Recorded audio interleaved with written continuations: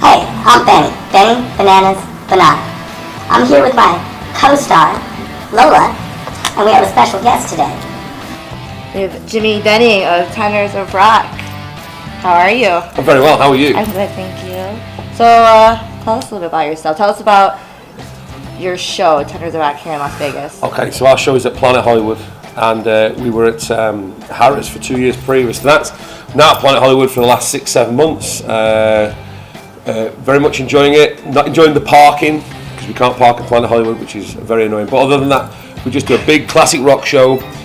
We take old classic rock songs, we kind of put a bit of a twist on it. It's like a big vocal harmony experience. Oh, cool. And it's literally just like 5 grown men behaving like monkeys and getting away with it. I've seen the show.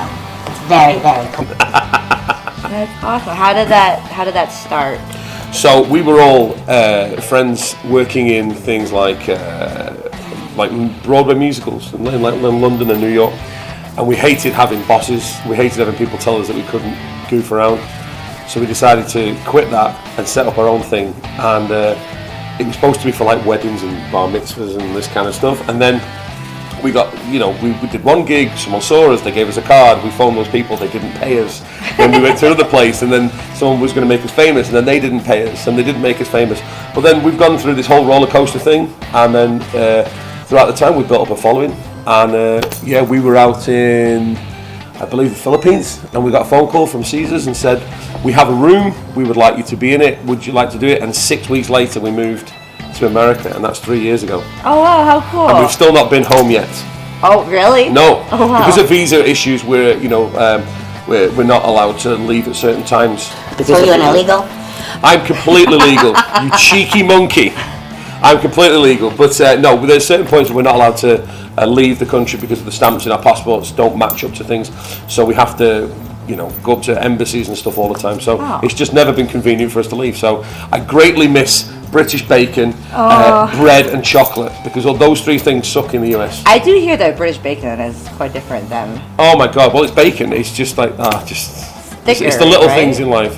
Oh yeah, it's about that big. It's about this big, it's the best thing ever.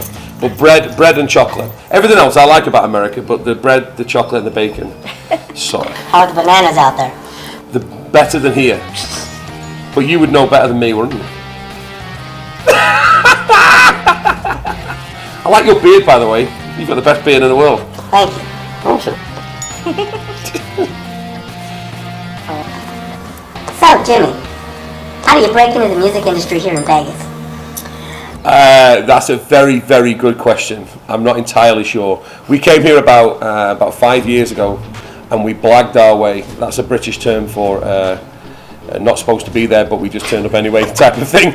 And we blagged our way into a show, and we managed somehow to get Priscilla Presley, your former wife, to come and see our show. And she very kindly came, and she was very complimentary. And because she came, a few people from the local press came, and it became a bit of a thing. And then every time subsequently we came back to Vegas, we had some form of reputation. So we came back 3 or 4 times before we got here, but we literally just did it. We weren't getting paid for the first gig. We completely blagged it. We begged, stole and borrowed everything we could possibly do to get a show in Vegas for the one night, and we managed to get her there, and that's pretty much how it all happened. So thank you to your ex-wife. I love her. Ex-wife? No, you're not. Talk about love. You're technically still married, right? No, I'm single. Oh, you're single? Okay. I've been trying to get with her, but... Oh, really? Okay. Okay. I didn't know. You still got a ring on your finger? No? No. It's the other one, anyway. Okay, I have a question about your shows, and you're talking about Priscilla Presley. Do you do any Elvis songs? No, and I would love to do some Elvis songs. I do Elvis. Yes, I've heard. Well, listen, why don't you come and join us? Yes! There's a YouTube video, my friend. You come and do some Elvis on our show. How about that? Sounds like a plan. Yeah, I mean, I don't know what the other boys are going to think, but I would imagine right now they'll all agree with me that I think that could be a highlight of our show. Is you come and sing some Elvis songs. No, I'd love to do some Elvis songs. I'm a huge Elvis fan, but we kind of do primarily rock music, and we have a we have a system between the 5 of us when we choose our songs that we all vote and kind of debate and stuff like that. So I always lose out on the Elvis thing. Well. They all want to do you know, AC/DC and all that kind of Tell stuff, which I love. But Lola and y'all Benny, see me on the strip. our vote should count now. yeah. Well, there you go. There's 2. There's 3. I mean, I think there's only 5 in the band, so I only need 1 more. Yeah. If someone else could give us a cheeky vote out there, that'd be lovely. Then we can get some Elvis in the show. Viewers, need your votes. Go ahead. Okay. So, do you have any tips on gambling? Do you gamble? I don't. My tip is not to do it, but I think I made a conscious decision moving to Vegas never to gamble, because you walk through a casino every single night to get to work, and I've seen far too many people lose their children's college funds in this business. So I don't particularly, I don't particularly gamble. No, not too much. And I actually don't understand your systems. Like, you know, like I host Sin City Sluggers, the boxing podcast, and one of my co-hosts, Joe D'Amico, is the best handicapper in America. And he tells me all these numbers, and he says, well, the Patriots are 46.5 over the under, and I'm like, what are you talking about? Because in the UK, you would just say 25 Hey, can I get to his 1. number? Yeah, you can. I'll pass you on. As soon as we're off air, because it's top secret, I'll give it you off air. But like, I don't understand the numbers, so I don't understand this. Well, they're 1 over under point something. I was like, this is far too complicated. We don't do any of that in the UK. We just do 10 to 1. He's going to win that fight, or win this game, or that kind of stuff. So it's a lot easier to gamble in the UK.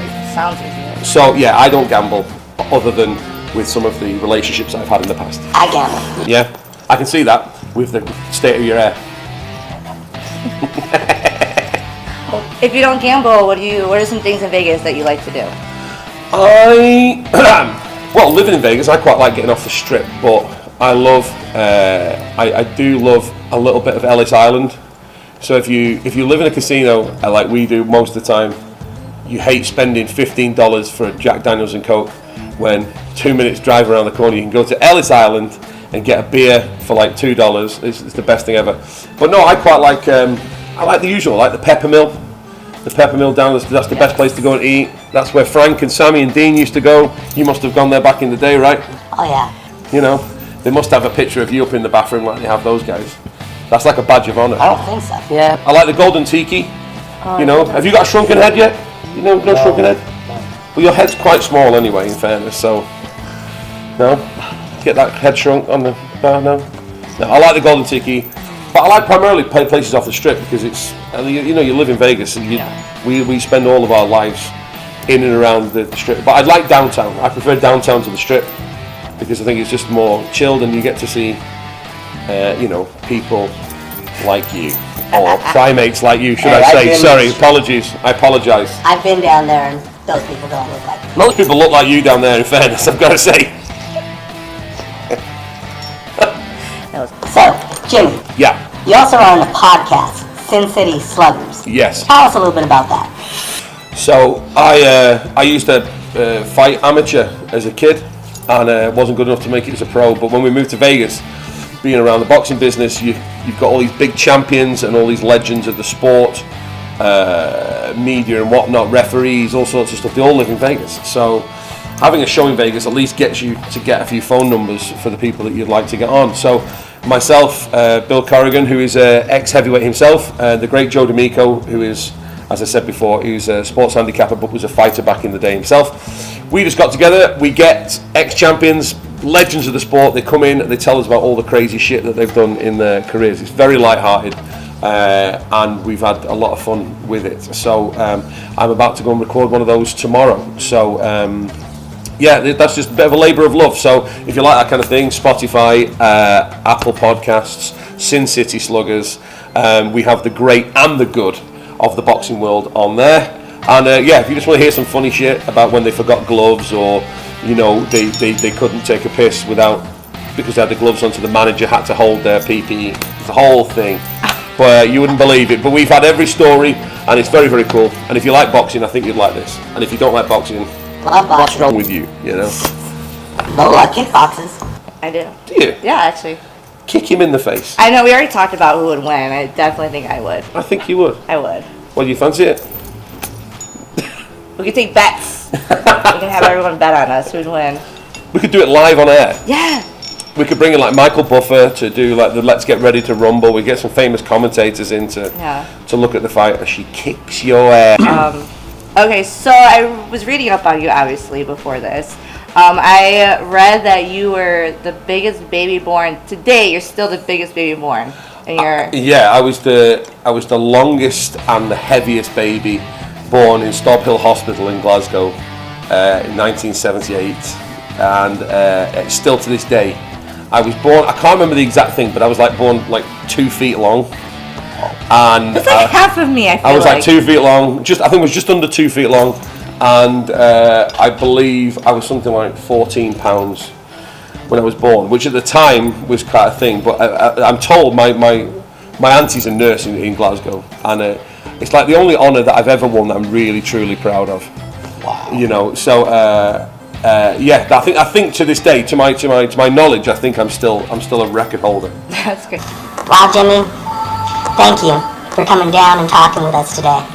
Very welcome. Thank you for having me. Pleasure. It was very nice meeting you. And you. So go check out Jimmy's show, Tenors of Rock, at Planet Hollywood. When you're in Vegas.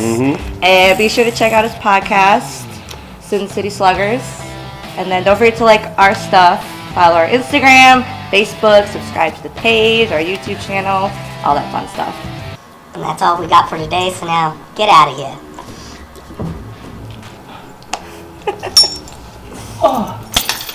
It's gonna be cool. Yeah. Sweet. Quick, easy. Grand. Super easy. Grand.